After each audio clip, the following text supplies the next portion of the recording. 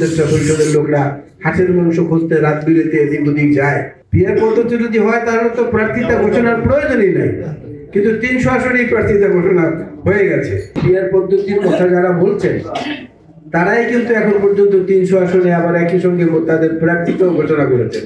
এখন কোনটা যে সত্যি এটা আমি বলতে পারবো না, ওটা তারাই ভালো বলতে পারবেন যে দুটো সাংঘর্ষিক ব্যাপার একত্র হয় কি করে। পিআর পদ্ধতি যদি হয় তাহলে তো প্রার্থিতা ঘোষণার প্রয়োজনই নাই, কিন্তু 300 আসনেই প্রার্থিতা ঘোষণা হয়ে গেছে। আর এই যে তরুণ যে বন্ধুরা যারা যেটা বলছেন যে নির্বাচন হতে দেওয়া হবে না বা কিছু করা হবে না, এগুলো তারা বলছেন তাদের বয়স, তাদের আবেগ এবং তাদের অপরিপক্কতার কারণে। কারণ যেখানে বাংলাদেশের বহু মানুষ আমরা এখনো আপনাদের কল্যাণেই দেখতে পাই অনাহারে মৃত্যুবরণ করছে। শুধু এক মুঠো ভাত একটু পেঁয়াজ দিয়ে কিংবা একটু পানি দিয়ে কষলে খাবেন, তাও জোটে না। সেই সময় যদি এই সরকারের উপদেষ্টা পরিষদের লোকরা হাঁসের মাংস খুঁজতে রাত বিরেতে এদিক ওদিক যায়, তো তাদের কথাবার্তার কতটা গুরুত্ব দেওয়া উচিত সেটা বোধহয় আমাদের নিজেদের বিবেকের কাছেই প্রশ্ন নেওয়া উচিত। এগুলো শুধুমাত্র একটা পরিস্থিতি জিয়ে রেখে নিজেদের যে উদ্দেশ্য সেইটাকে আদায় করে নেওয়ার জন্যই বোধহয় এসব কথাবার্তা হচ্ছে। তবে আমরা মনে করি যে ভবিষ্যতে তো বাংলাদেশের নেতৃত্বে ওই বয়সী তরুণ যুবকরাই আসবেন। বসুন্ধরা টিস্যু, অশুদ্ধতার বিরুদ্ধে এক বিন্দুও ছাড় নয়।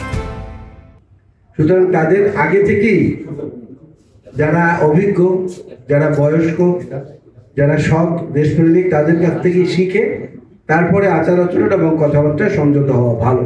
সেটা গণতন্ত্র বিকাশের পথে সহায়ক হবে। আমরা আশা করছি ফেব্রুয়ারিতে হবে নির্বাচন, এবং আমরা চাই যে নির্বাচনটা ফেব্রুয়ারিতে হোক। কারণ দেখবেন এই কি বলে একটা অ্যাকাউন্টেবল গভর্নমেন্ট, জনগণের কাছে যাদের জবাবদিহিতা আছে তারা না থাকার, সেই অ্যাকাউন্টেবল গভর্নমেন্টটা না থাকার কারণে দেশি বিনিয়োগ পর্যন্ত হচ্ছে না। আমি কতগুলো বড় বড় গ্রুপ অফ কোম্পানিদের লিগাল অ্যাডভাইজার হিসেবে কাজ করছি ঢাকায়। সেখানে আমি দেখেছি তারা আমাদের যে স্থানীয় যারা বড় বড় শিল্প গোষ্ঠী, তারা পর্যন্ত নতুন কোনো বিনিয়োগে যাচ্ছেন না। আর বিদেশিরা তো আসেনি না। ইনভেস্টমেন্ট ফোরামের যেটা বৈঠক করা হলো আমরা দেখেছি, সেখানটায় দেখে ওইভাবে কিন্তু সাড়া পাওয়া যায়, কেউই বিনিয়োগ করতে চাচ্ছেন না।